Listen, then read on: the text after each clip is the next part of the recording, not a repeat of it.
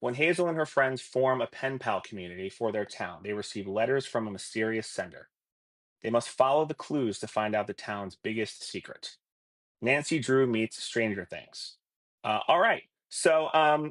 We'll see what the title is when she gets back to me. I'm sure she will. I hope she will, because titles are super important as well.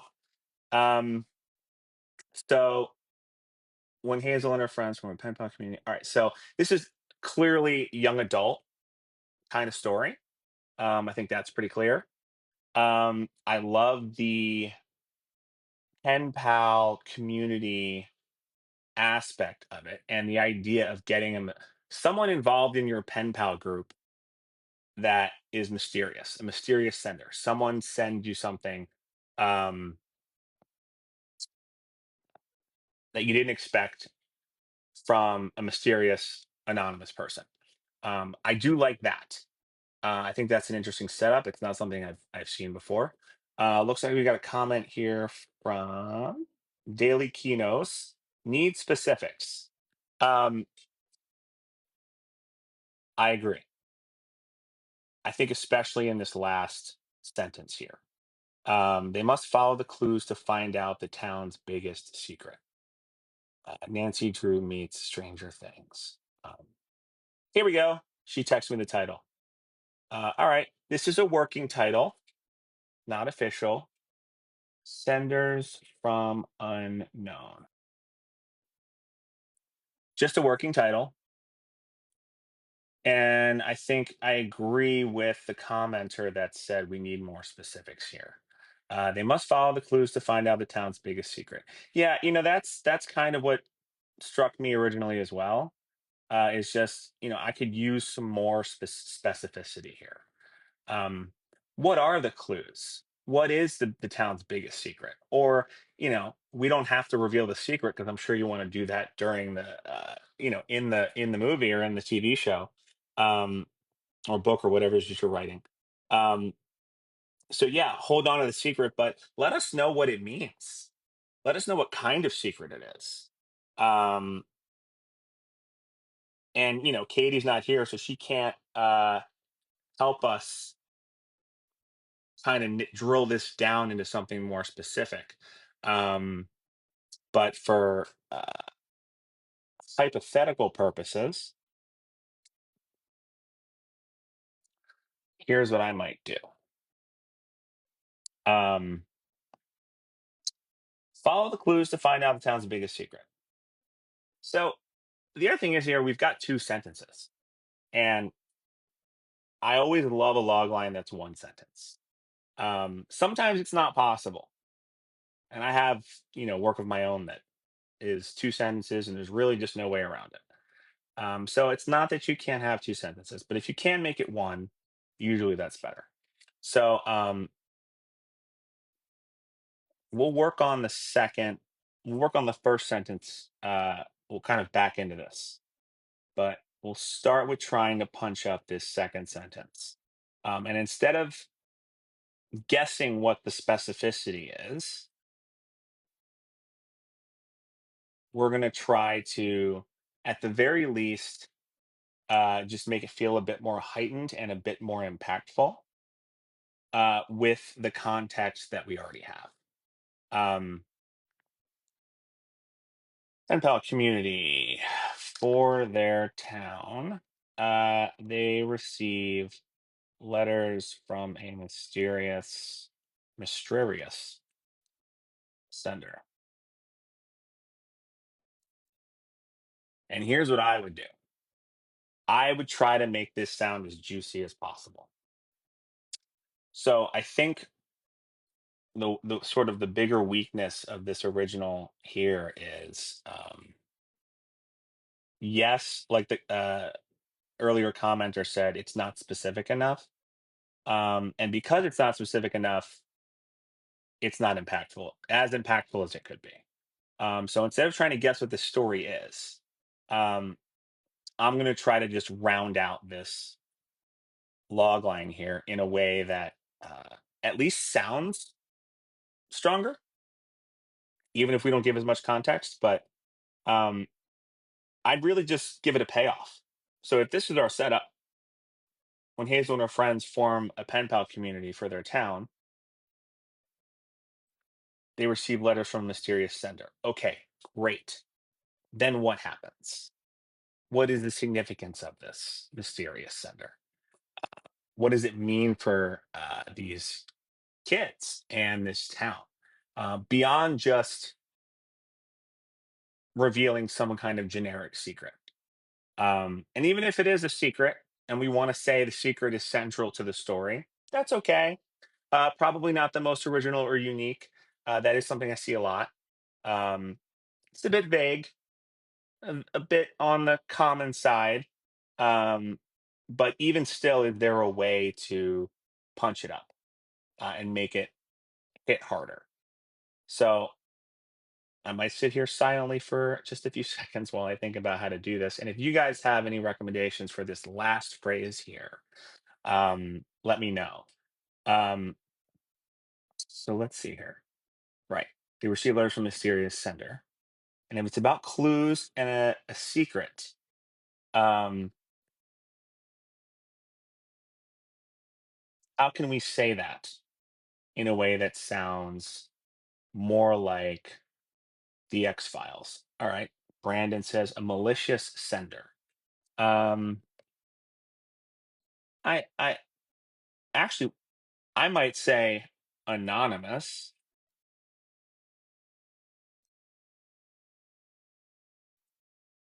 So a town's biggest secret is revealed. Deverick just said started off with the fact that there's a secret, something like a town's biggest secret is revealed. Um, maybe. Um, that kind of feels like the punchline to me, though, and I always like to end on the punchline. So um, that's kind of what I'm getting at here is when Hazel and her friends form a pen pal community for their town, they receive letters from an anonymous sender. And here's where I would try to make it more active. Um, and I don't know if this is true of her story, but let's just say threatening to expose uh, the town's darkest secret. Well, if it's Stranger Things, is it supernatural? We don't know. I wish we had Katie here to answer these questions. Uh, I think using Stranger Things as a comp suggests that it is some kind of supernatural story here.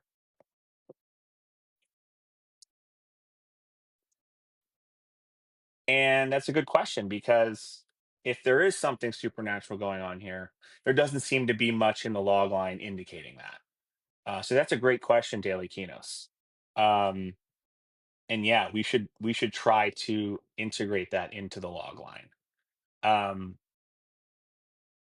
of course, we don't know what that supernatural thing is.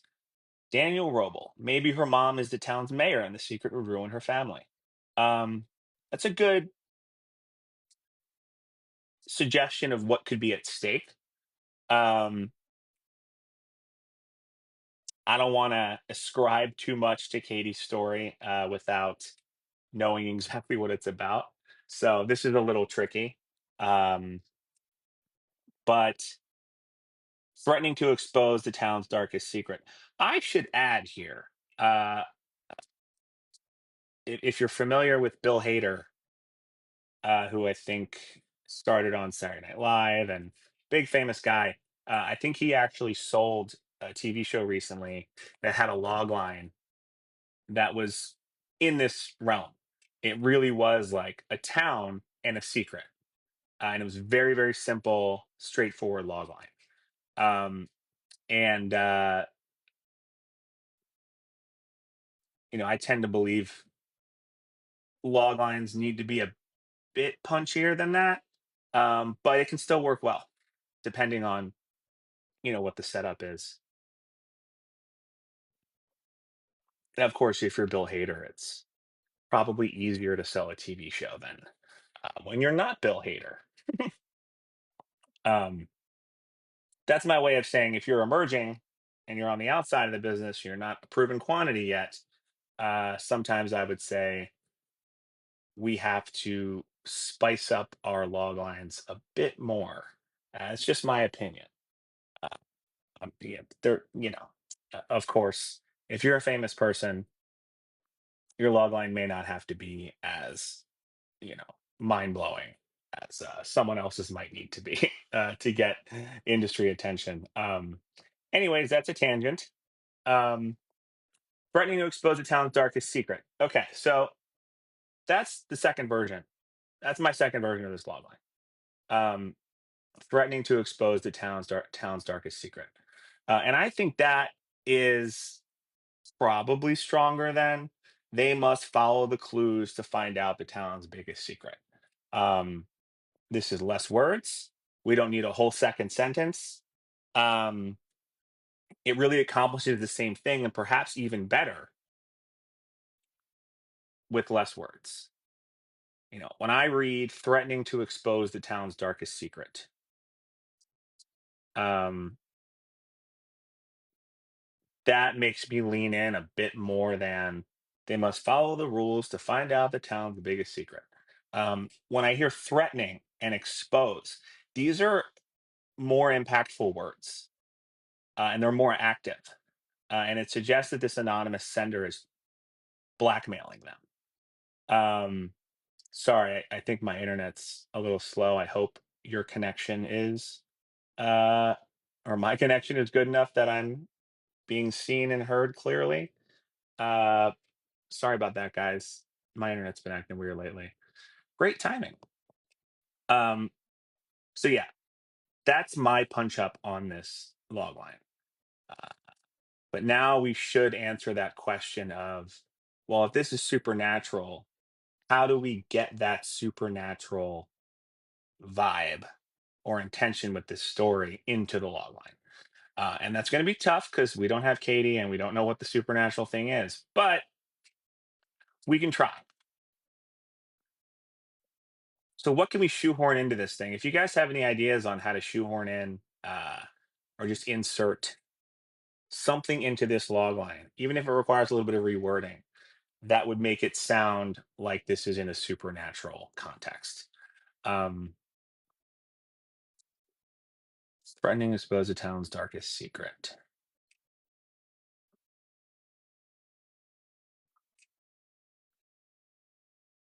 Sorry, I'm thinking. Anonymous sender threatening to expose the town's darkest secret. The town's letters. All right.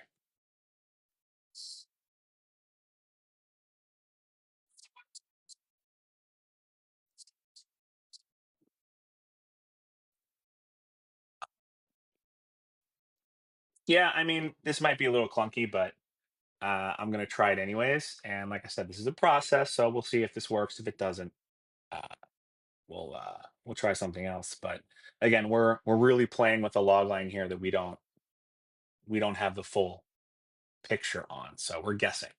Um, threatening to expose the town's darkest secret, and um, let's just say it's a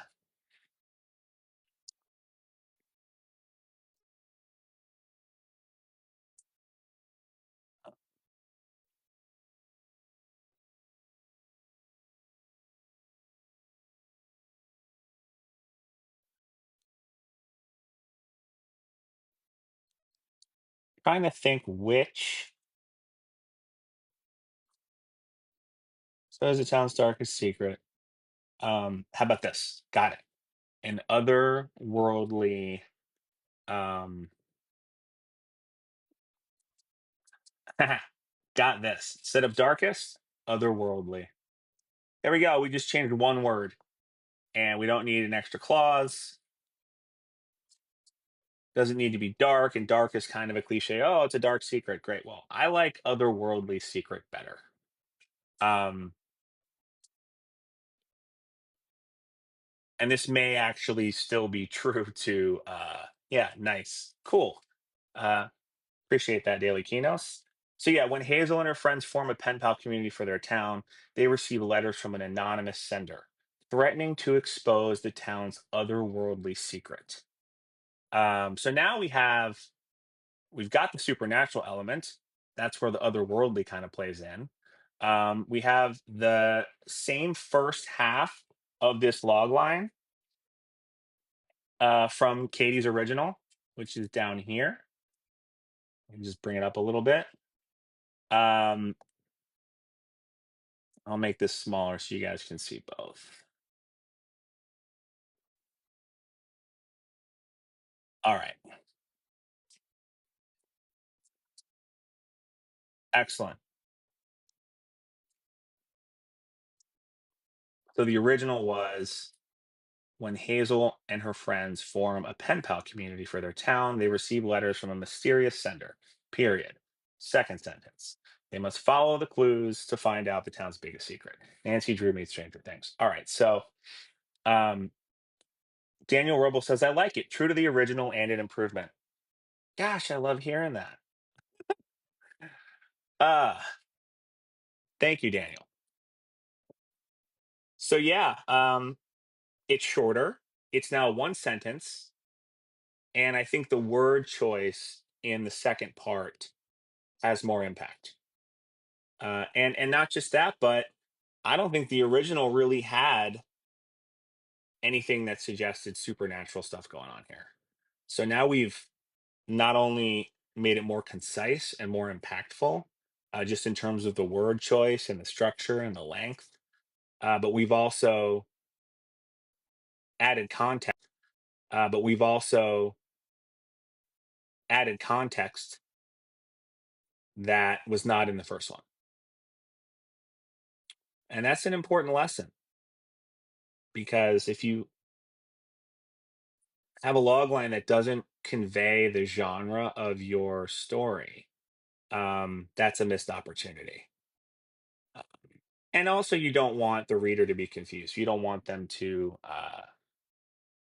read the log line, get excited about the script, read the script, and then 5, 10 pages in, they thought they were reading a drama, and it turns out it's horror or supernatural or science fiction or whatever.